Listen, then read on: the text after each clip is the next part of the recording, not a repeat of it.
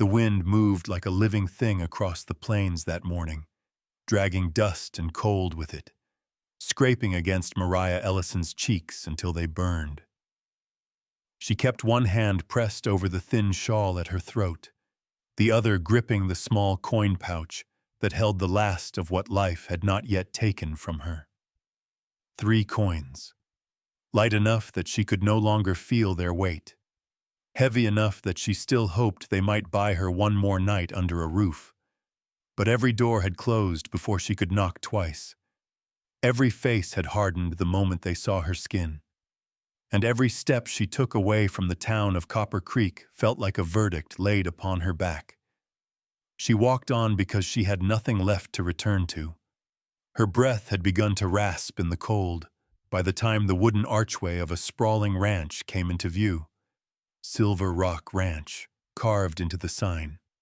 She stared at the letters through eyes stinging with wind and exhaustion, wondering if a place that large might hire even someone the world refused to look at. But another gust cut through her, sharper than any rejection, and her vision blurred. She pressed a hand to the worn fence post, steadying herself, but the ground shifted before she could draw in another breath. The world tilted, the sky folded, and Mariah fell. She didn't feel herself hit the earth, only the warmth that came after. 2 strong arms, steady, sure, lifting her as though she weighed no more than the wind that had chased her down. A faint scent of leather and pine, the soft thump of boots crossing wooden steps, and then a voice low and quiet in a way that made the room stop spinning. "You're safe now," it said, somewhere above her. When she blinked awake, she saw him. Thaddeus Crowe, the rancher whose name she had heard whispered in the town. A man who kept to himself. A man with too many shadows behind him. A man carved by the land he lived on. His shirt sleeves were rolled to the forearm, dust still clinging to him from work, dark hair pushed back from a face that looked as though he'd forgotten how to soften it. He set a cup of warm water near her hand. When their fingers brushed, she felt the warmth of him before the warmth of the drink. "You fainted by my gate," he said simply. "Where are you headed?" She hesitated.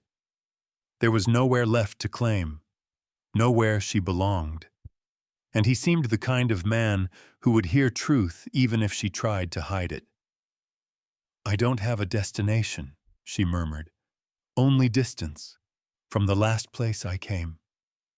He stared at her in a way that did not cut, but evaluated, quietly, like someone accustomed to weighing storms before deciding whether they'd pass or break the land open. "No family?" he asked. She shook her head. "No work?" Another small shake. He drew in a long breath, looked away for a moment, then back at her as though arriving at a decision he did not fully trust but could no longer ignore.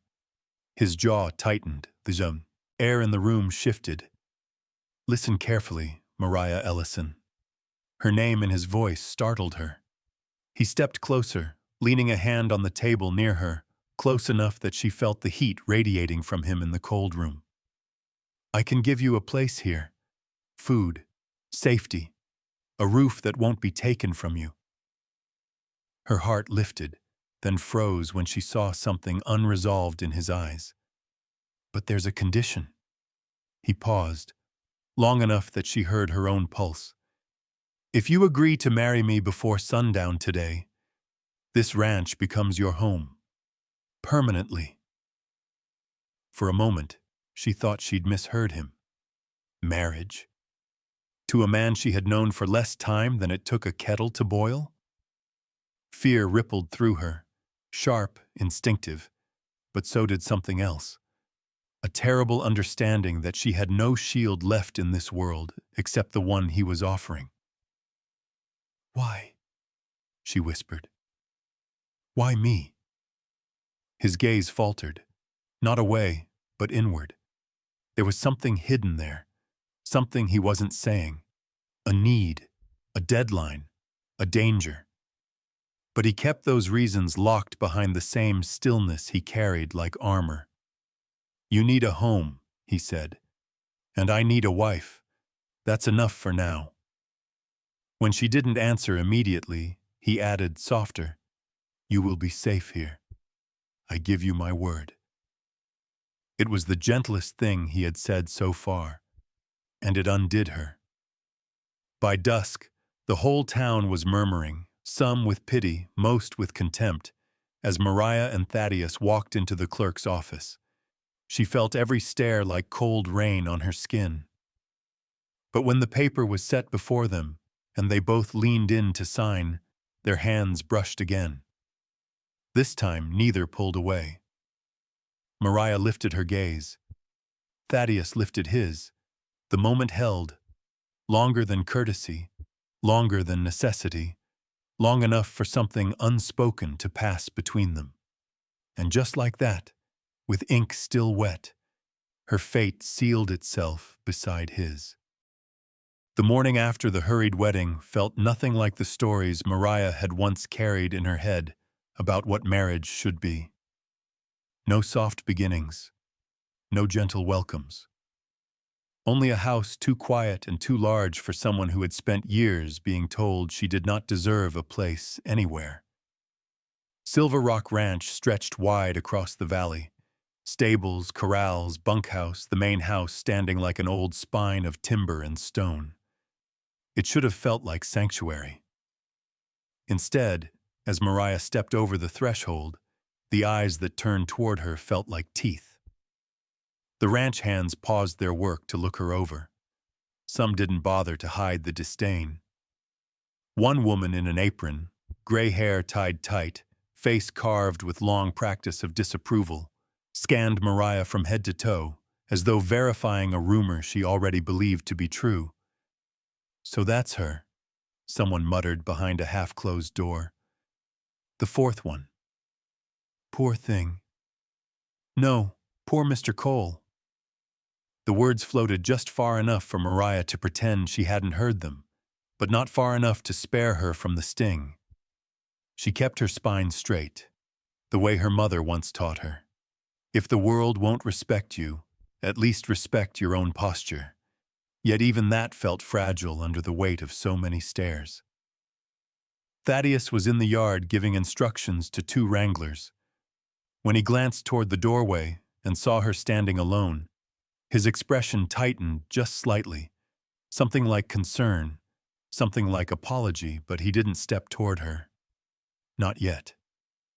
He finished speaking, then walked past her without offering explanation to the people who'd sneered. "Kitchen's this way," he said quietly, as if trying to shield her from what he couldn't control. Inside, the house smelled of wood smoke and strong coffee. Sunlight cut through the windows in narrow golden lines, illuminating the dust in the air. Mariah followed him down a narrow hallway until they reached a room at the end. It was locked. Thaddeus paused, one hand resting on the tarnished metal key hanging around his neck. The door was old, older than the rest of the house, its edges scarred as though someone had once tried to break it open. He did not explain, only hesitated long enough for Mariah to feel a quiet shiver run down her spine. Then he turned away. "We'll use the front parlor instead," he said, voice steady but thinner than moments before. Mariah looked once more at the door, wondering what it guarded, or whom. In the kitchen, she reached for a cup on the shelf. Thaddeus stepped beside her at the same moment, grabbing another. Their arms brushed, barely a graze but enough for warmth to pass between them like a startled breath. He handed her the cup, his fingers touching hers longer than necessary. The moment broke when the housekeeper entered, lips pursed, eyes fixed on Mariah with the sort of disdain that comes from a judgment already sealed. Thaddeus's jaw flexed. Mariah set the cup down. Silence filled the room like smoke after a gunshot. By noon, news of their marriage had traveled through Copper Creek like wildfire catching dry brush. When Mariah walked to the general store for flour, the murmurs followed her across the wooden boardwalk. Another one? He'll break her spirit same as the rest. Or she'll disappear like the others. Then a deeper voice, smooth, practiced, dangerous. Well now, the man called out, stepping into her path. Mr. Cole does have an unusual taste in brides. Mariah looked up into the face of Silas Crowe, the wealthiest landowner in the region. Handsome in the way a polished knife could be handsome. His hat sat low over sharp eyes that glimmered with cruelty, thinly veiled as charm. "You must be Mariah Ellison," he said, not bothering to hide the smirk. "Tell me, do you think you're different from the three before you?" The words cut deeper than the cold ever had. Crow tipped his hat mockingly and walked away, leaving the street humming with whispers. Mariah stood frozen for a long moment, her breath shallow, her hands trembling slightly, though she forced them still against her skirts. She turned toward home, if the word home even fit. But each step felt heavier, as if those whispers clung to her heels like burrs. When she returned to Silver Rock Ranch, the yard was quiet. Too quiet. Thaddeus was on the porch, one hand braced on the railing, face unreadable in the dimming light. His eyes tracked her as she approached, but he didn't speak. Mariah climbed the steps slowly, heart pounding in her ribs, not from fear of him, but from the terrible silence between them. A silence that felt like a house built with a missing wall, exposed to storms she couldn't yet see. When she stopped in front of him, he shifted just slightly, giving her space but not comfort. "You heard them," she said quietly. He didn't deny it, didn't offer excuses, didn't defend himself. Only looked past her to the horizon, as though searching the dark line of distant hills for something he'd lost long before she ever arrived. The kind of silence that made a woman wonder if she had stepped into safety or into the jaws of wolves wearing human skin. For the next several days, the ranch carried an odd rhythm around Mariah, one of half-spoken curiosity and fully formed judgment. No one said the words aloud in front of her, but they didn't need to. The way conversations stopped when she entered a room, the way shoulders turned away, the way people whispered "the fourth one" with a mix of pity and dread, those were sentences enough. Thaddeus, meanwhile, remained a storm contained inside a single man. He moved through the ranch with the same controlled efficiency as always, feeding the horses before dawn, inspecting the fences, riding out to check the far pasture line. He spoke little, looked even less. And wherever he walked, people stepped aside. Not out of respect, Mariah realized, but something heavier. Something like fear. She might have endured it all in silence if not for what she saw one cold morning near the back porch. Thaddeus stood beside the small wooden bench where the mail was sorted, his back to the doorway. He didn't hear her approach. He was too focused on the envelope in his hand. Thick cream paper, folded once, sealed without any name written on the front. Mariah watched as he slid $50 inside, an amount no rancher could spare lightly, then tucked the envelope into the inner pocket of his coat as though it were contraband. He left a moment later, mounting his horse and riding toward town without a word to anyone. Mariah stood in the empty doorway, a chill creeping down her spine that had nothing to do with the cold. $50. Every month. Sent in secret. The questions arrived one after another, relentless as winter wind. Was he paying someone off? Was he hiding something? What happened to the other wives? And why did his face close like a locked door whenever she tried to meet his eyes? By noon, curiosity gnawed at her too fiercely to ignore. By evening, temptation won. She waited until the ranch hands had gone to the bunkhouse and the lamps in the parlor dimmed. Then she slipped quietly into Thaddeus's office, a place he never explicitly forbid her from entering, but never invited her into either. The room smelled faintly of cedar shavings and dust. Papers lay in neat stacks on the desk, his handwriting sharp and precise. On the top shelf, she found the financial ledger. Its leather binding was worn smooth from years of use, corners softened, a faint crease running down the spine as if it had been opened countless times. Mariah hesitated only a heartbeat before opening it. The columns were neat, almost painfully orderly, down to the last cent. Feed purchases, equipment repairs, wages, sales. And then, there it was. A recurring entry. The same number. Every month for 6 years. $500 withdrawn in cash. No recipient noted. No explanation. Just the same amount, written in Thaddeus's steady hand, stretching back farther than she had even known him. Her chest tightened. 6 years.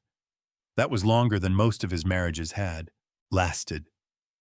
Was this the string that connected all the whispers, all the rumors, all the missing women? A floorboard creaked behind her. Mariah spun, slamming the ledger shut, but no one stood in the doorway. Just the house shifting with the night wind. Still, she pressed the book back into place with fingers that trembled, the questions now burning hot beneath her ribs. She left the office quickly. The hallway was dark, lit only by a single lamp left burning low. She carried one of Thaddeus's coats over her arm, an excuse she had grabbed without thinking, something to steady her nerves. But the coat felt heavy now, almost symbolic, as though wearing it would drape his secrets across her shoulders. She paused outside his bedroom door, knocked once, no answer. She pushed the door open a few inches.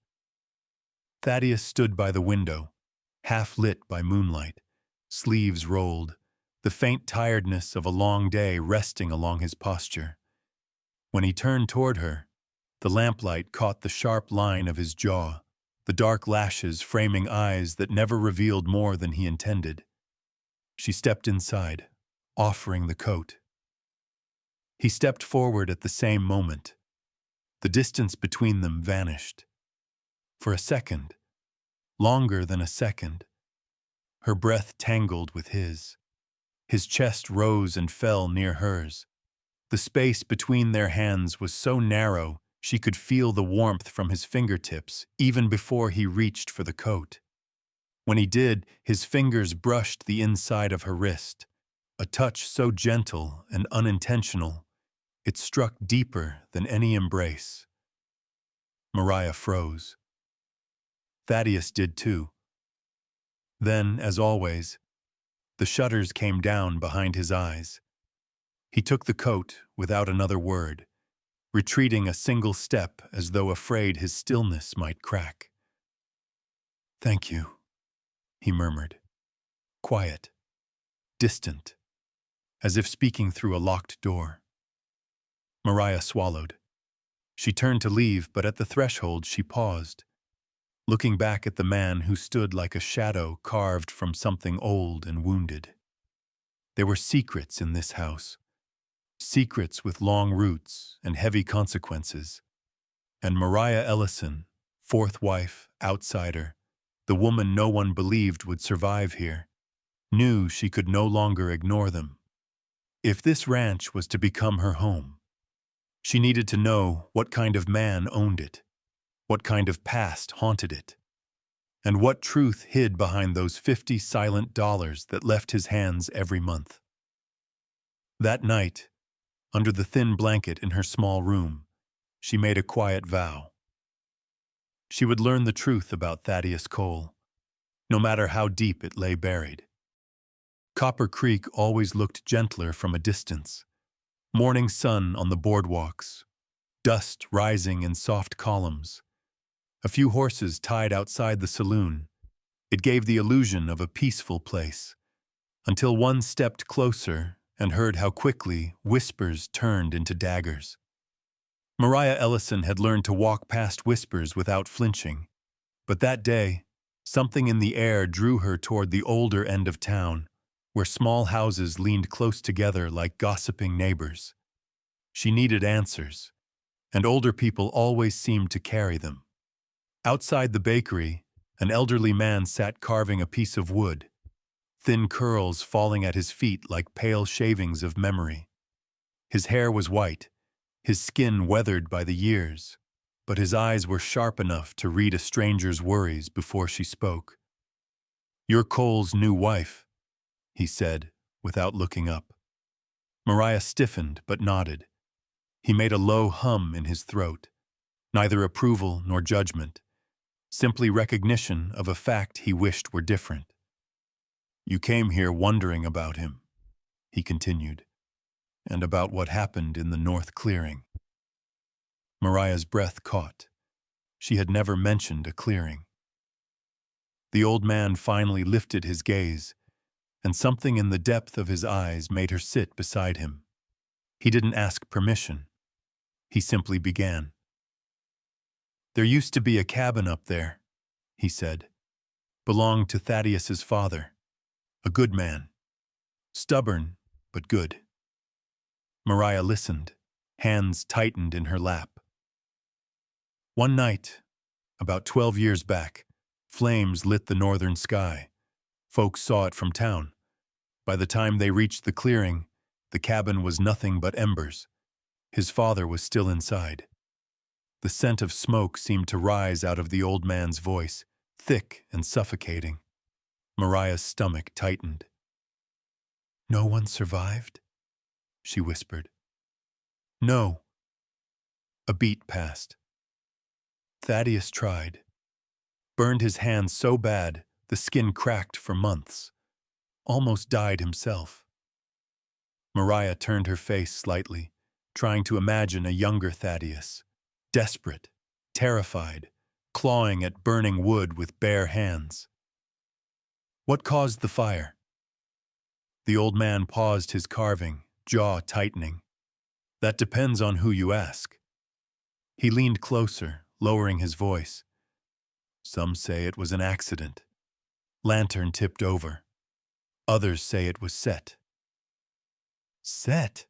Mariah echoed, pulse rising. He nodded once, solemn. "There was a man, Silas Crowe, wanted that land real bad. Offered to buy it more than once. Thaddeus's father wouldn't sell. Called it legacy. Called it home." A slow breath left the old man's lips. Crowe didn't take kindly to the word no. Mariah felt the world tilt slightly under her feet. "And after the fire?" she pressed. "Crowe offered to buy the burnt land the very next week," he said quietly, "for a price so low it was practically theft." He shook his head. "That boy, Thaddeus, buried his father with his own hands and told Crowe to go to hell." Mariah swallowed hard. "Do people believe Crowe did it?" The old man held her gaze with a depth that chilled her. "Folks around here only believe what's convenient, and crossing Crowe has never been convenient."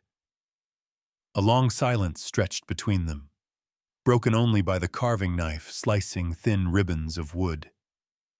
Before she left, the old man added one more thing, so soft she almost missed it. "That fire took more than a man's life. It took the light out of that boy's eyes." Mariah carried those words with her all the way back to Silver Rock Ranch. The afternoon wind was harsh, scraping across the hills like a memory refusing to stay buried. Dust swirled under the hooves of grazing horses. Fences creaked. The entire valley felt full of old stories, most of which no one bothered to tell aloud. She saw him before he saw her. Thaddeus Cole stood at the far edge of the property, beyond the barn, beyond the sheds, past the last grazing corral. He was still as the land itself, hands in his pockets, shoulders tense, eyes fixed on something buried beneath time. Mariah followed the line of his gaze. Blackened stones, collapsed beams, ashes ground into the dirt so deeply that even rain could not wash them away. The ruins of the cabin. Her breath tightened.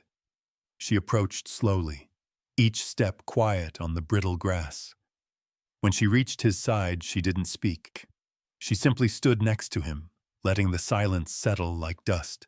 After a moment, she lifted her hand, hesitant, unsure, and let her fingers brush against the back of his. He flinched. Just a small, startled motion, as if the past he stood inside had been so consuming that he had forgotten how present touch felt. Mariah drew back slightly, but he caught her fingertips before she could retreat, his grip brief yet strangely desperate. Then he let go, staring straight ahead again. The wind shifted, carrying the faint smell of old burnt wood. Thaddeus exhaled, the sound low and rough. "People say it was an accident," he murmured. Mariah said nothing, only waited. His jaw tightened. But fire doesn't start itself. There was no anger in his voice, no accusation. Only a cold, steady truth shaped by years of carrying it alone. Mariah felt the weight of those words fall between them like a shadow stretching long across the ground. And in that moment, she understood. Whatever haunted this man, whatever darkness lay beneath his silence, it had not begun with her. But its ending might.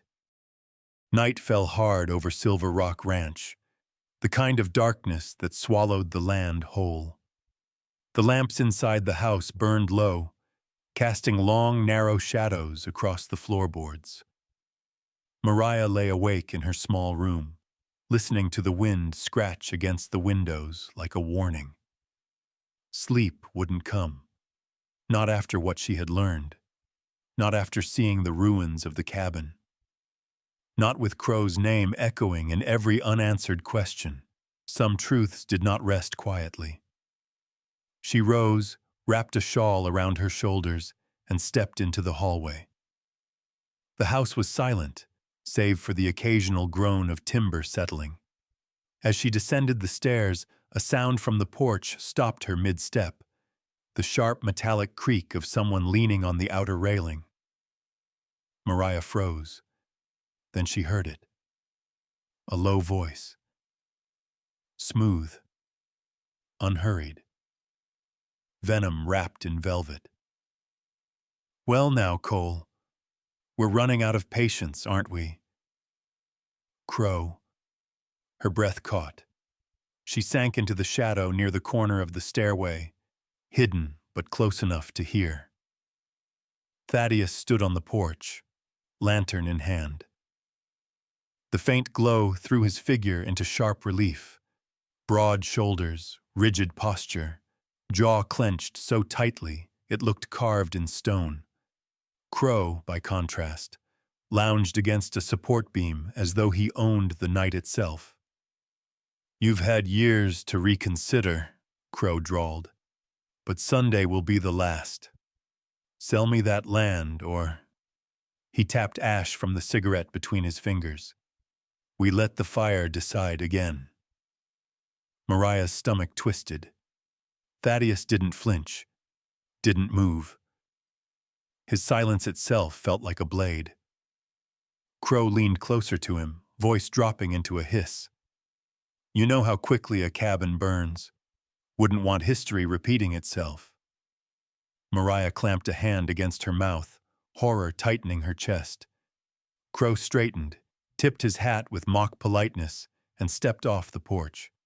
Before turning away, he added, loud enough for the night to carry it inside, tell your new wife to keep clear of windows. Accidents happen in the dark." He walked off into the shadows, boots crunching on the frozen dirt until the sound faded. Only when the silence settled again did Mariah dare to breathe. Her body trembled as though gripped by cold, yet sweat gathered on her palms. The danger was no longer rumor or old pain. It was standing at their doorstep, wearing Crowe's smile. She stepped onto the porch.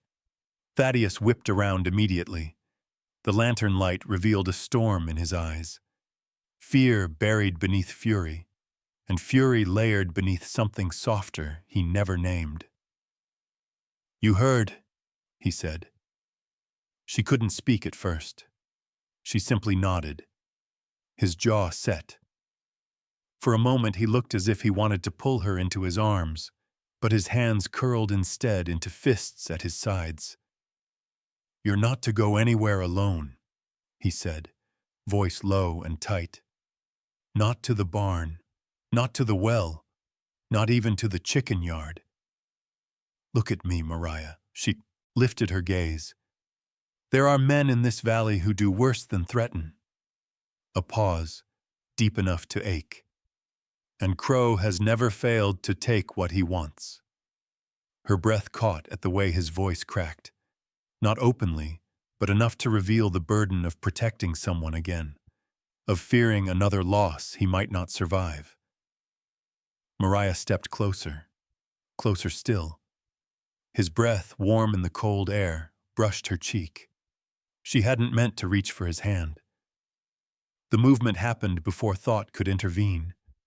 Her fingers slipped into his, barely touching, barely daring. He stared down at their joined hands, stunned. "What are you doing?" he whispered. "I'm not leaving you to fight this alone," she said. "Not again." He inhaled sharply. Something changed in his posture, his shoulders lowering, his restraint faltering for the first time. The lantern between them flickered as if reacting to the shift in the air. He didn't squeeze her hand, but his fingers curved instinctively around hers, answering the touch as though he had been waiting for it longer than he'd admit. For a moment, neither looked away. Then, needing to move, needing distance from the vulnerability now exposed, Thaddeus released her hand slowly, gently, as though letting go of something he feared would break. He turned toward the workbench beside the porch. From beneath a canvas sheet, he pulled out an old Winchester rifle. The wood was worn smooth by years of use. The barrel had the faint patina of a weapon that had fired too many rounds in too many storms. Mariah watched him clean it, methodically, silently, each motion revealing a truth she hadn't understood until now. This wasn't preparation. It was ritual. A man readying himself for a war he'd been pushed into. "Crowe won't stop," Thaddeus said without looking up. "Not until he gets the land, or destroys everything on it." "And us?" she whispered. His hands paused on the rifle. He looked at her, really looked. "I won't let anything happen to you," he said quietly. "That's a promise I know how to keep." The wind rose, rustling the dry grass in the dark. Somewhere far off, a coyote cried, and though the night around them was cold, the space between them was warm, charged, alive with the kind of tension that comes when fear and tenderness share the same breath. Mariah stepped closer to him again, letting the porch light catch the gold in her eyes. "We face him together," she said. Thaddeus didn't touch her, didn't speak, but he nodded once, a solemn vow. And the way his gaze lingered on her lingered long after lantern light faded, told her she had crossed a threshold inside him he wasn't ready to admit existed. The blizzard arrived without warning. One moment the sky was a pale wash of winter gray. The next, it whipped itself into a frenzy, snow cutting sideways, wind howling across the valley like something ancient and angry. By late afternoon, the ranch hands were already rushing to secure the animals, shouting to one another over the rising storm.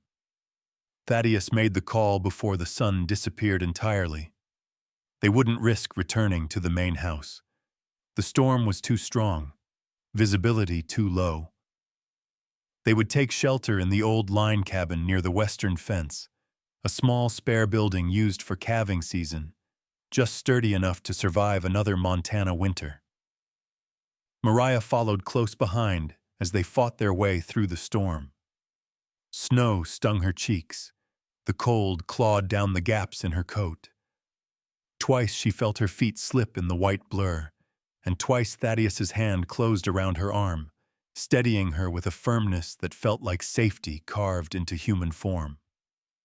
By the time they reached the cabin, the storm swallowed the entire world behind them. Inside, Thaddeus lit the lantern and coaxed a fire to life. The flames rose slowly at first, then with a low, hungry roar that filled the small room with warmth. Shadows curled along the logs. The wind moaned against the window panes. Mariah removed her gloves with trembling fingers. Thaddeus noticed immediately. Without a word, he took his own coat, thick, heavy, still warm from his body, and draped it around her shoulders. When she didn't protest, he stepped behind her, adjusting the fabric, his fingers brushing her collarbone in a way that stole the breath right from her. "Sit closer to the fire," he murmured. His voice was rough, gentler than usual. "You're shaking." She obeyed, partly because of the cold, partly because her legs suddenly felt unsteady. He sat on the floor beside her, not touching, but close enough that she could feel the heat of him through the air. The cabin felt too small for two hearts beating as loudly as theirs. Snow battered the roof. The fire crackled. Neither spoke. Something shifted, quietly, like the settling of snow on a window ledge.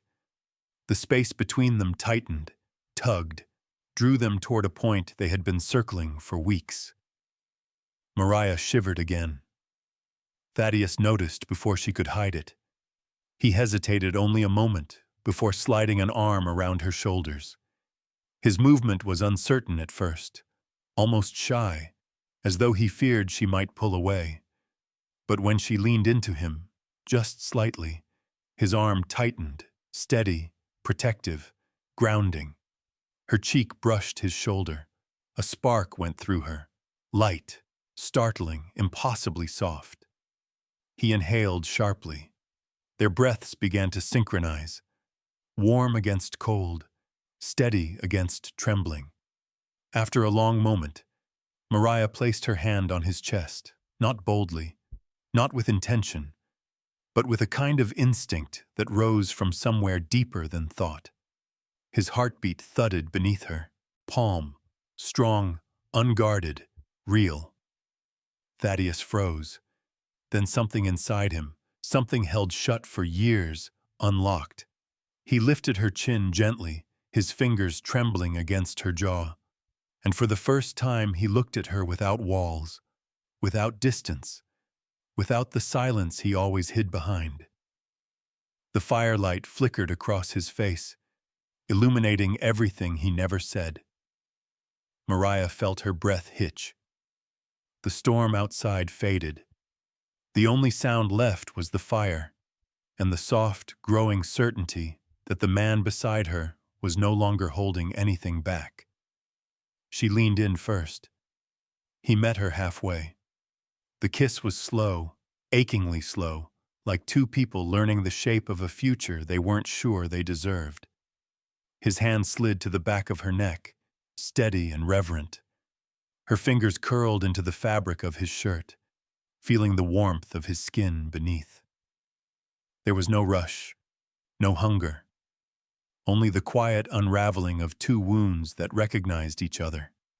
Their intimacy that night was not fire, but healing, gentle, fragile, honest. It felt like thawing after a lifetime of winter, like breathing warm air for the first time, like choosing trust in a world made of betrayals. And when the storm raged loudest outside, they stayed wrapped in each other, as if both understood that something in them, something long waiting, had finally found rest. Later, when the fire had burned low and the storm softened to a distant hum, Thaddeus lay beside her on the narrow cot. His arm stayed around her even in sleep, as though letting go was no longer an option. But he wasn't asleep. She felt the tension in his chest before he spoke.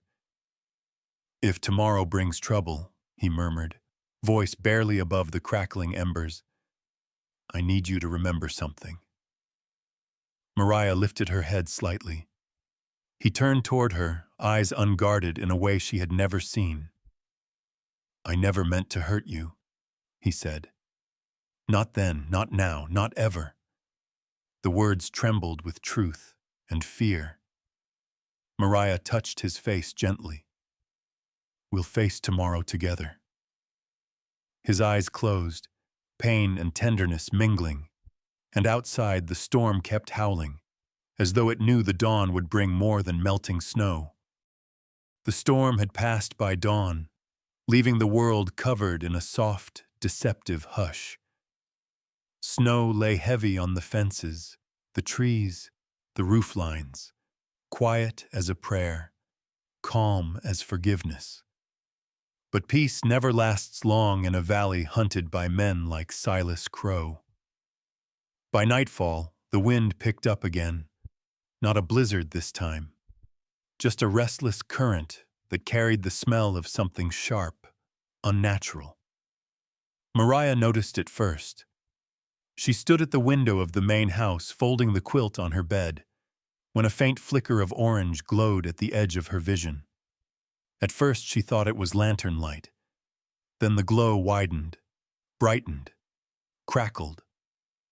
Her breath stopped. "Thaddeus!" she shouted, rushing down the stairs. He was already at the door, rifle in hand, jaw tight as iron. The sky outside pulsed with fire. The cabin, the main house's old north wing, was burning. Flames licked up the porch posts, devouring the dry timber with a roar that drowned the wind. Smoke twisted into the night sky, thick and black, choking the stars. Mariah grabbed his arm. "We have to get out!" Thaddeus pushed her behind him, shielding her with his body as he forced the door open. Heat slammed into them, followed by the stinging bite of smoke. They ran. Sparks flew across the yard like angry fireflies. Embers landed on Mariah's coat. Thaddeus slapped them out with his bare hand, ignoring the burn. Wood cracked. Glass shattered. The fire climbed the walls like it knew exactly where it wanted to go. They made it to the yard just as the roof began to collapse inward. Mariah gasped for breath. "Thaddeus, don't go near." But he was already moving toward the flames. "Thaddeus," she cried, grabbing at his sleeve. "What are you doing?" He turned, face lit by fire, expression carved from grief. "There's a box," he said. "My father's box. The same one he kept hidden in the bottom drawer of his desk. The one he never let anyone touch." "Leave it, please," she begged. His eyes softened for a fraction of a second, then hardened with a resolve older than both of them. "I can't." And before she could stop him, he ran straight into the burning house. Mariah's scream tore through the night. Flames coiled around him as he disappeared into the doorway. Smoke swallowed everything behind him. The heat drove her back, her eyes burning, tears streaming. She could hear beams collapsing, hear the fire consuming rooms and memories. Seconds stretched into terror. Then a crashing sound, followed by Thaddeus stumbling out, clutching the small wooden box against his chest. His coat was singed, his face streaked with soot, a gash across his forehead, bleeding into his eyebrow. He fell to his knees. "Thaddeus!" Mariah ran to him, dragging him away from the flames. And that was when she heard it. A click, then another. Metal. Loaded. Primed. Gunmen emerged from the tree line. 3 shadows, armed and advancing. Crowe's men. Mariah's pulse thundered. She reached for Thaddeus's arm, but he shoved her behind him again, raising the Winchester he had cleaned 2 nights earlier. The first shot cracked through the night. A muzzle flash lit the ridge. One of the silhouettes toppled backward. The other 2 returned fire, bullets tearing into the snow near the porch. Mariah ducked, dragging Thaddeus toward a woodpile for cover. Her heart slammed against her ribs. Thaddeus fired again, calm, deadly, precise. A second man fell. The third circled behind the barn, boots crunching through snow. Thaddeus rose to pursue, but Mariah grabbed him. "Wait! Listen!" Silence. Footsteps. Behind them. She shoved Thaddeus aside just as the attacker lunged from the shadows, raising his rifle. Mariah swung the first object her hand touched, a heavy iron lantern. It struck the man's temple with a sickening thud. He crumpled instantly, rifle falling from his hands. Thaddeus stared at her, shocked, breathless, something like pride flickering through his eyes. "You," he began. "No time," she gasped, pulling him to his feet. "There's more." And there was. Crowe himself stepped out from behind the stalled wagon, pistol drawn, face twisted with a hatred brewed for years. "You should have sold, Cole," he snarled. "All of this could have been avoided." Thaddeus steadied his rifle. "Walk away, Crowe." But Crowe smiled, a thin, vicious curve. "You don't walk away from me." The 2 men stood facing each other, fire raging behind them like a memory resurrected. Crowe fired first. Thaddeus dropped low, the bullet grazing his shoulder, spinning him backward. He grunted in pain but stayed on his feet long enough to pull the trigger. His shot found Crowe's leg. The man screamed, collapsing into the snow, clutching his thigh as blood soaked through his fine coat. Mariah rushed to Thaddeus, gripping his wounded shoulder, her hands slick with heat and fear. He met her gaze, breathing hard. "It's over," she whispered. But his eyes said something else. Not yet. Not even close.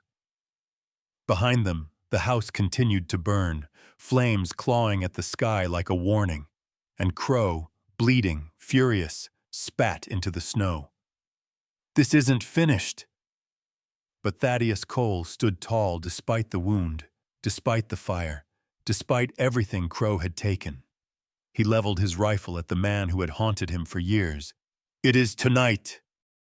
The fire smoldered until dawn, sending thin gray ribbons spiraling into a sky the color of steel. Snow had melted in wide black circles around the ruins, leaving the yard damp and smelling of smoke and char. Ranch hands moved quietly across the property, stamping out remaining embers, whispering about gunshots and shadows and the man groaning under guard in the barn. Silas Crowe.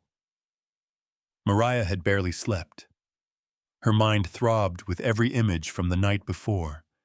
The flames swallowing the house, Thaddeus disappearing into the inferno, the crack of rifle shots splitting the dark, Crowe falling to his knees in the snow.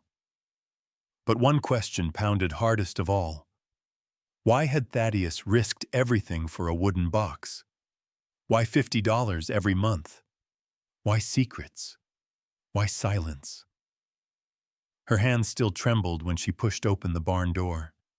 Inside, Crowe sat against a post, leg bound with a makeshift bandage, wrists tied, face twisted in contempt. Thaddeus stood a few feet away, exhausted, Ash streaked into his hair, coat torn, blood drying across his shoulder. But his eyes were steady, cold, unwavering. "Talk," Thaddeus said. Crowe looked up with mock innocence. "About which part? The fire or the way you ruined a perfectly good business proposal?" Thaddeus didn't blink. "About the records." Crowe's smirk flickered. Mariah stepped closer, keeping behind Thaddeus, her breath tight, her pulse sharp as needles.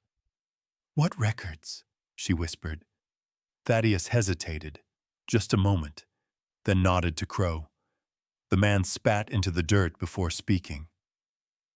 "Your husband's been paying $50 a month for 6 years, Crowe said. "Not to cover up a crime." His smirk returned, sour and smug. "But to expose one." Mariah's stomach tightened. Crowe continued, tone sliding into irritation. "The land office clerk, Edwin Kane, he works for me. Everyone knows it. Thaddeus knew it. So he paid Kane's assistant to send him copies of any filings or forged transfers with his father's name." He winced from the pain in his leg. "He thinks he'll prove the fire wasn't an accident. He thinks he'll clear the old man's name." Mariah's breath hitched.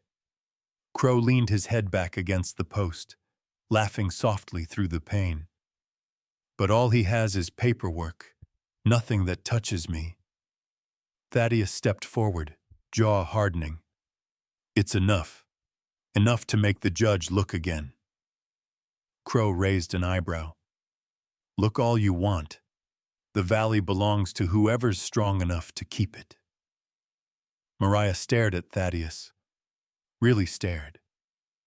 All the nights he left quietly for town, all the careful ledger entries, all the secrecy. It wasn't guilt. It wasn't shame. It was loyalty. To a father no one else defended.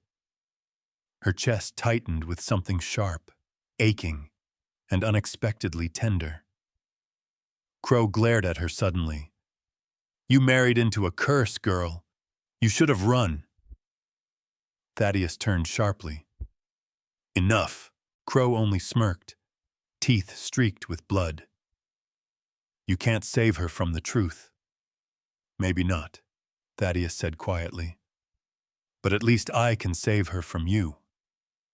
He stepped back, signaling the ranch hands to take Crowe away. As the barn emptied, silence settled, heavy, thick, intimate. Mariah approached him slowly, watching the way he pressed a hand to his wounded shoulder. "You've been protecting your father this whole time," she whispered. Thaddeus exhaled, a soft, tired sound. "Trying to." Crowe bought the investigation 12 years ago, paid off the clerk, paid off the sheriff, paid off anyone who'd take his money. So I found someone who wouldn't. His gaze drifted to the ground. $50 a month. Every month. For a man willing to slip me copies of Crowe's forged claims. Mariah felt the sting of tears. Not from fear, but from the sharp realization of how deeply she had misjudged him. "All this time, I thought you were hiding something terrible," she whispered. He didn't look at her. "I know. And you never told me why." His jaw tightened. "I didn't want you caught in it." She took a step closer, then another. Her fingers reached for his injured shoulder, hesitant, trembling. He flinched at the pain, but didn't pull away. Mariah pressed a clean cloth gently to the wound, her hand shaking despite her effort to steady it. Blood seeped warm against her palm. She breathed through the rush of fear that threatened to unfurl inside her. Thaddeus watched her with an expression she had never seen. One stripped bare of defenses, of distance, of the quiet armor he always wore. Her touch was slow, careful, deliberate. When her fingers brushed the skin just beneath the torn fabric of his shirt, he inhaled sharply. Not from pain this time, but from something else entirely. Their eyes met. A long, quiet look. The kind that said everything words failed to carry. The kind that spoke of the night they had shared, and the storm still ahead, and the truth that had finally risen between them. Mariah whispered, "You should have told me." Thaddeus swallowed. "I didn't know if you'd stay." Mariah's hand stilled over his heart. "I'm still here," she said softly. His eyes closed for a moment, relief flickering like a fragile flame. And when he opened them again, the look he gave her was no longer guarded, no longer distant. It was a man choosing to trust, choosing her. The news spread through Copper Creek faster than the winter wind ever could. Before noon, half the town already knew. Thaddeus Cole was riding into the county seat with a stack of papers thick enough to crack a man's future open. And he wasn't riding alone. Mariah sat beside him in the wagon, her gloved hands clenched around the wood rail as the horses trotted along the frozen path leading into town. The sky was clear, too clear almost, as though the valley itself was holding its breath. Thaddeus's shoulder was bandaged beneath his shirt, the fabric pulled tight over the injury.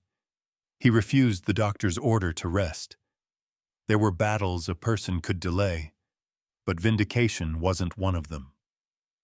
They reached the courthouse, a squat stone building that always seemed smaller than the weight it held. People already lingered around the steps, shopkeepers, ranchers, widows, hired hands, even the pastor, each face lined with the same expression. They were waiting to see what became of a rumor 12 years old, waiting to see if a quiet rancher could topple a man who had bought half the valley, waiting to see whether truth still had teeth here. Thaddeus stepped down first, then turned and offered his hand to Mariah. She hesitated, just half a heartbeat, but placed her hand in his. His touch was firm, warm, grounding, and it lingered, a moment too long. The gesture didn't go unnoticed. Faces in the crowd softened, confusion flickering into something gentler. Inside the courthouse, Sheriff Dunn adjusted his spectacles, squinting at the documents Thaddeus laid on the desk. Mariah stood beside him, ears ringing with tension. Each page turned felt like opening a locked door. Land deeds, forged signatures, illegal transfers, copies of letters Crowe had ordered rewritten, receipts of bribes paid to the land office clerk, and finally, records of the day of the fire, the ones Crowe had tried to bury. The sheriff looked up slowly, his face paling. "This is enough to indict him." "For all of it?" Thaddeus's voice was gravel. "For all of it," the sheriff confirmed. Outside, the courthouse doors opened. The sheriff emerged with a deputy on each side, leading Crowe in iron cuffs. His face was swollen with rage, his coat wrinkled, the wound on his leg slowing his steps. The crowd gasped. Some stepped back, others leaned forward. Crowe's eyes found Mariah first, then Thaddeus. "You think this changes anything?" Crowe hissed. "You think people like you get happy endings?" Thaddeus didn't move, didn't speak. He simply looked at the man who had stolen years from him, stolen peace, stolen a father. And then he said quietly, "It's over." For the first time, Crowe had no answer. He was pushed into the sheriff's wagon, locked away as shouts rippled through the crowd. Not anger, but astonishment. Whispered relief, disbelief turning into wonder. Thaddeus had proof? All this time? And he never said a word? And she stood by him? "She saved his life last night," I heard. "They fought Crowe's men together. She's nothing like the rumors. Mariah felt the shift before she saw it. The same people who once avoided her gaze were now looking directly at her, some with regret, some with gratitude. A woman from the bakery approached first. "I'm sorry," she murmured, voice trembling, "for how we treated you, for what we said. We didn't know." Mariah swallowed, unsure how to respond. A rancher tipped his hat. "You're a brave woman, Mrs. Cole." A third person added softly, "You saved his life, and the truth." Those words hit her harder than she expected. She had spent so long bracing against disdain that kindness felt foreign, almost fragile. She wasn't sure she trusted it yet. Then she felt it. A gaze, warm, steady, anchored to her like a promise. She turned. Thaddeus stood across the courthouse yard, surrounded by men shaking his hand, people clapping his shoulder, offering congratulations. But his attention wasn't on them. He was looking at her. The world muted around them, noise falling away like snow shaken from a branch. Mariah felt the breath leave her chest as their eyes locked. His gaze held gratitude, and something deeper, something wordless, strong, terrifying in its honesty. He didn't smile, not fully, but there was a softness at the corner of his mouth she had never seen in the early days of their marriage. A softness that said, "You were right to stay. You matter here. You matter to me." Mariah stepped toward him. 3 small steps across the frozen ground. He stepped toward her, too. They stopped only a breath apart. The crowd hummed behind them, unaware that the loudest shift happening that day wasn't the fall of a powerful man. It was the falling of walls neither of them had realized they had been building. "Thaddeus," she began, but he gently shook his head. "Not now, not here." The moment was fragile, intimate, meant to be held in silence. They didn't speak. They didn't touch. They didn't need to. Their eyes held long enough for the world to understand. This was no longer an arrangement, no longer a marriage of desperation, no longer 2 lonely strangers bound by circumstance. Something new had taken root, something neither of them dared name yet, but everyone who witnessed the look between them that day could feel it in the cold winter air. This was the beginning of a real marriage. The valley felt different after Crowe's arrest, lighter somehow, though winter still pressed cold fingers across the land. Snow clung to the northern ridge in long white ribbons, and the pastures shimmered under the pale morning sun. But Thaddeus seemed heavier, not with fear, with memory. Mariah sensed it in the way he saddled the horses that afternoon. Not rushed, not tense, just quieter than usual, as if choosing each motion carefully so he wouldn't disturb the thoughts circling inside him. "Ride with me?" he asked. His voice was steady, but something softer trailed beneath it, tugging at her chest. "Of course," she said. They rode north, past the corral, past the split cedar fence, past the frozen creek that curved like a silver scar through the property. The horses' hooves crunched in the snow, plumes of breath rising from their nostrils. Thaddeus kept a respectful pace, letting Mariah ride beside him. He didn't speak. She didn't push. When they reached the clearing, the place she had first seen him staring into the ashes, Thaddeus dismounted without a word. Mariah followed, boots sinking into the cold ground. There it was, the remains of the cabin. Blackened stones, collapsed beams, silent as a grave. He approached the ruins with a reverence she had only ever seen in church. Mariah stayed a few steps behind, watching as he ran his fingers along a charred log, so gently, It felt like he was touching a wound that still pulsed. "This was his table," Thaddeus murmured. "Right here. He carved it himself when he married my mother." Mariah's breath caught. He'd never spoken of them, of any of this. Thaddeus sank to a crouch, brushing snow from the stones. "When the fire started, I was out fixing the fence line. I saw the flames from the ridge." His voice wavered. "I tried to reach him. I tried." He swallowed hard. "I kicked the door until my boots split, burned my hands pulling the boards apart. I thought I heard him calling my name, but maybe that was just the fire." Mariah knelt slowly beside him. He stared ahead, eyes distant, lost somewhere 12 years ago. "By the time I dragged him out, it was already too late. The sheriff said it was an accident. The town believed him. Everyone believed him." He finally turned toward her. "Everyone except me." Mariah's heart twisted. She placed her hand over his, not grabbing, just resting her palm gently atop his scarred knuckles. Thaddeus didn't pull away. "They said he fell asleep with a lantern burning," he said.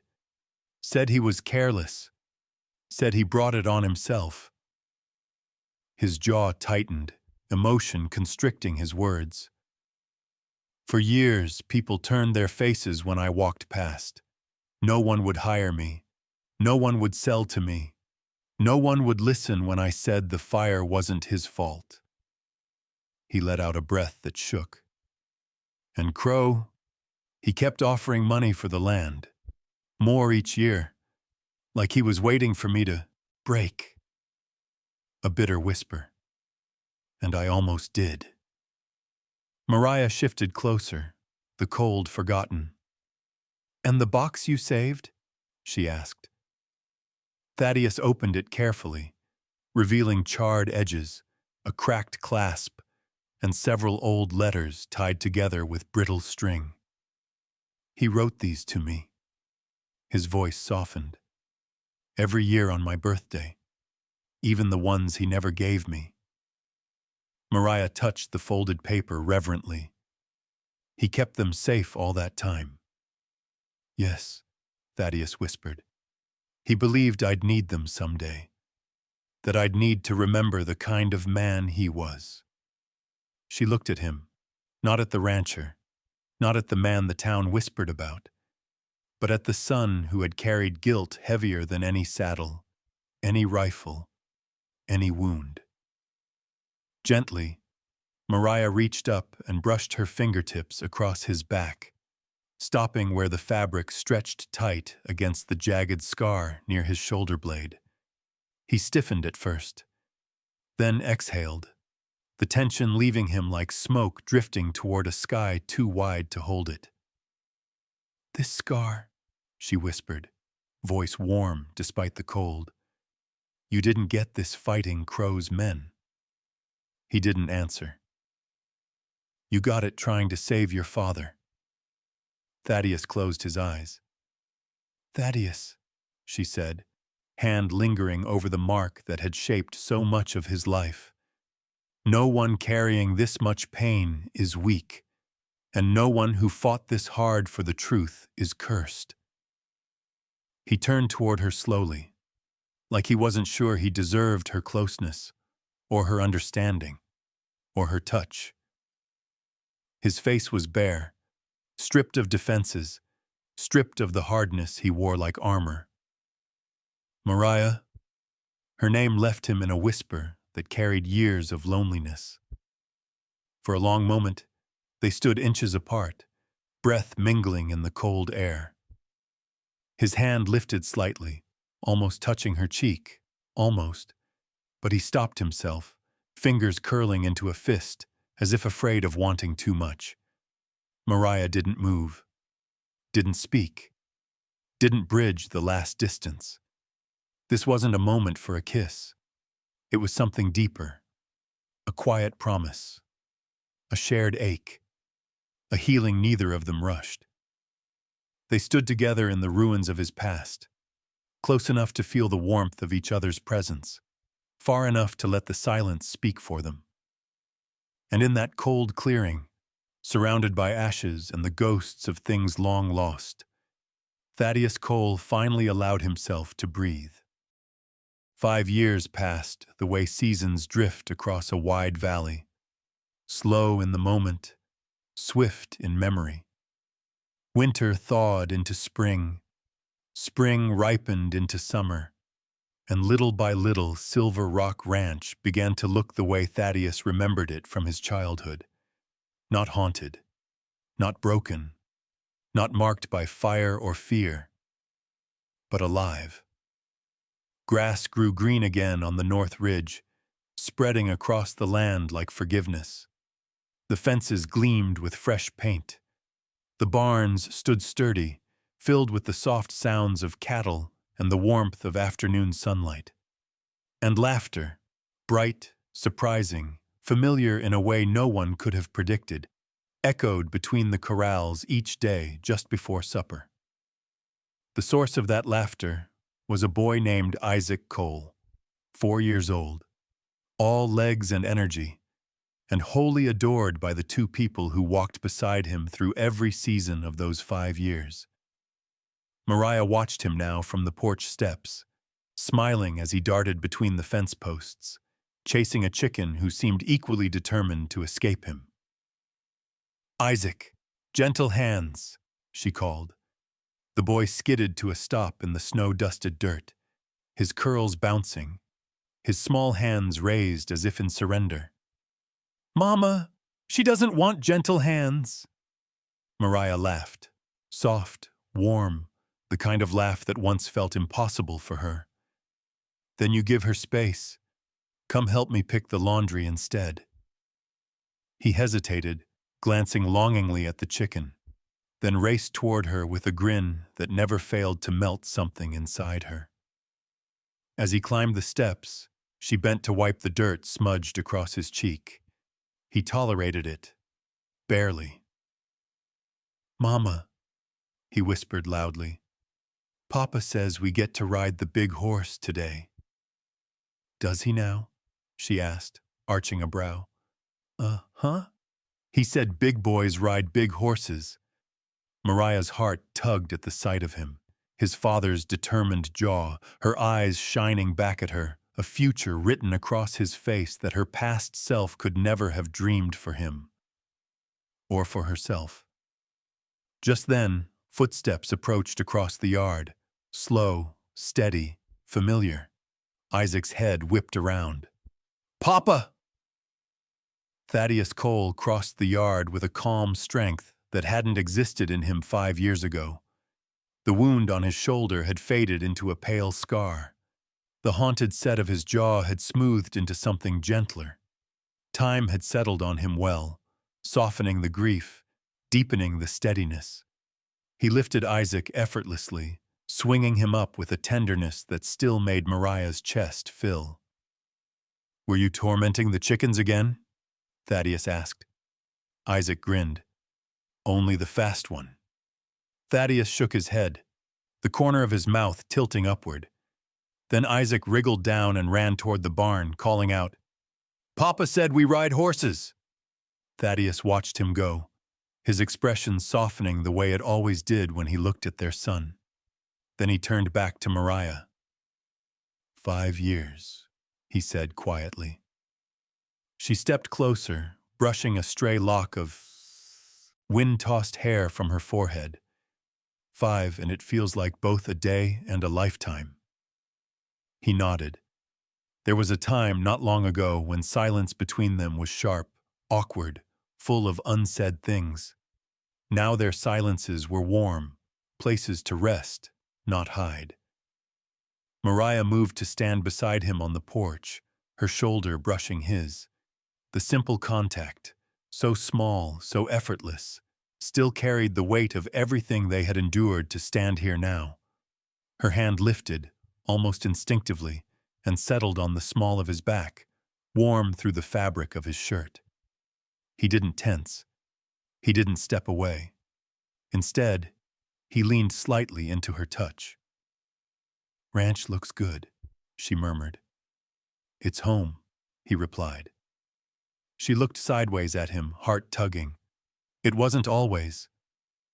Thaddeus let out a breath that held both memory and gratitude. "No, but you made it one." A quiet wind rustled across the grass, stirring the air around them. From the barn, Isaac's laughter rose again, a bright, joyful reminder that new life had grown from old ashes. "Do you remember?" Mariah said, voice low. "The day we signed that paper? When the whole town whispered that we wouldn't last a week?" Thaddeus's expression softened with something deep. "I remember thinking I'd never seen anyone look so terrified, or so brave." Her cheeks warmed. "And you? You wouldn't even look at me." He huffed a laugh. Looking was the problem. She nudged him gently with her shoulder. He let the movement linger, their bodies aligned in quiet closeness. It didn't feel like the end of a story. It felt like the middle of a life. One built not from desperation or fear, but from the steady work of two people who had chosen each other long before either of them realized they had. "Thaddeus," she whispered. He turned. She didn't kiss him. He didn't reach for her. The moment didn't ask for it. Instead, they simply stood there, her hand warm on his back, his presence solid at her side. As their son darted across the yard and the ranch stretched out before them, green and alive, a marriage born from survival had become something far richer. A home, a family, and a love not declared in words, but in every quiet morning and shared burden and touch that lingered long after it ended. 5 years ago, they survived fire. Now they lived in light. The sun dipped low over Silver Rock Valley, laying a warm, softened gold across the hills. Late summer had a way of quieting the land, settling the wind, slowing the shadows, deepening the colors until everything looked touched by memory. It was the kind of evening that made even the busiest ranch hands pause, tip their hats, and breathe in the sweetness of a day's final light. Mariah Ellison Cole stood at the crest of the northern hill, her dress brushing against the tall grass. 5 years ago, this very place had been a scar on the land, ruins, ashes, a memory people refused to speak of. Now it was a patch of soft earth, covered in fresh shoots of green that swayed gently in the breeze. Isaac ran ahead of her, small boots thudding against the ground, curls bouncing in the sun. He stopped at the highest point, stretching his arms wide as if trying to gather the entire valley into his embrace. "Papa!" he shouted. "Come look!" Thaddeus approached slowly, hands in his pockets, expression softened by an ease that had taken years of healing to earn. Mariah watched the way he scanned the valley, no longer searching for danger, no longer weighed down by old ghosts, just looking, living, letting the peace settle into him. When he reached her, she slipped her fingers into his reflexively.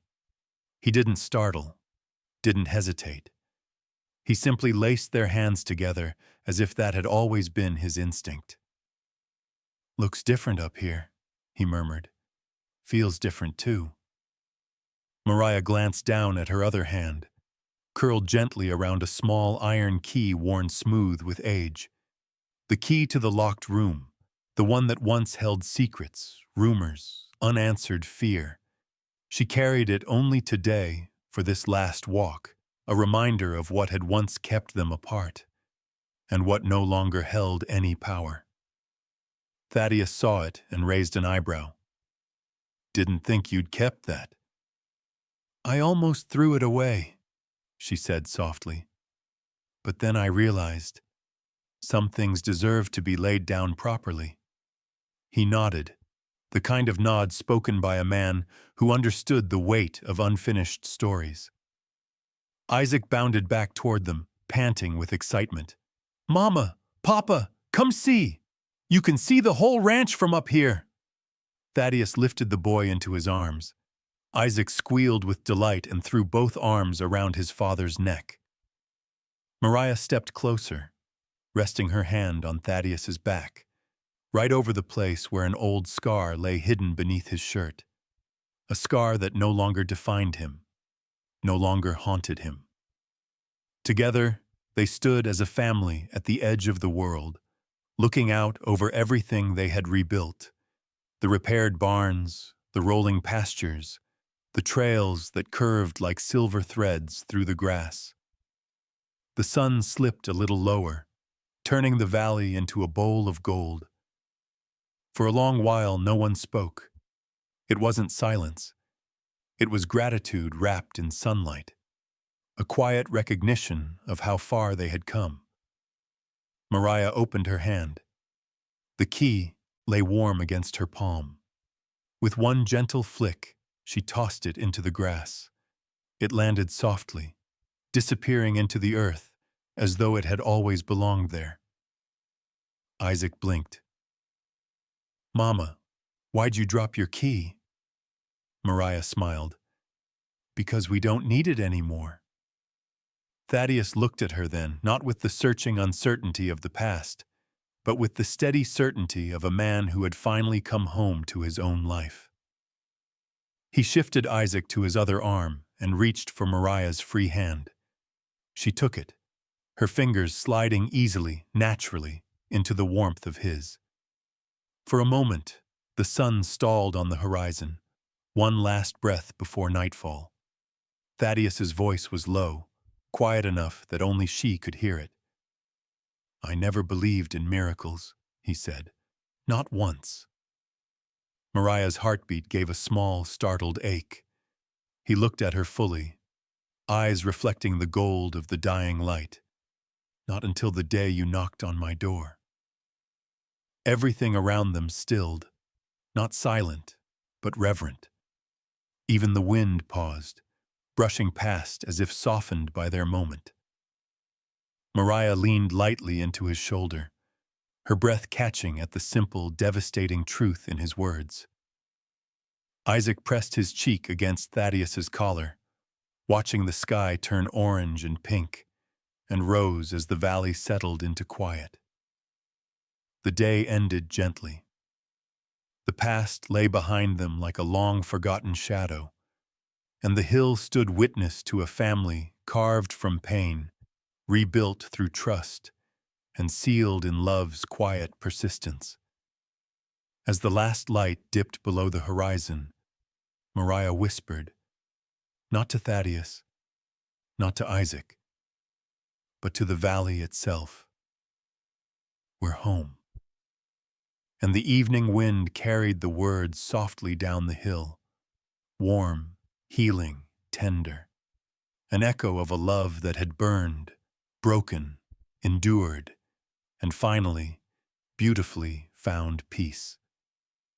To all the dear viewers watching, especially those in their golden years, perhaps this story stirred a memory in your own heart, a person who came into your life like a small miracle, or a chapter that taught you how deeply the human spirit can endure. If so, I'd be honored if you shared a thought or two in the comments below. Your stories, your reflections, always add something precious to these videos. And if this tale brought you even a little comfort tonight, please consider leaving a like, subscribing to the channel, and joining us again for more gentle, healing Wild West journeys. Wishing each of you a peaceful evening, filled with warmth and quiet blessings.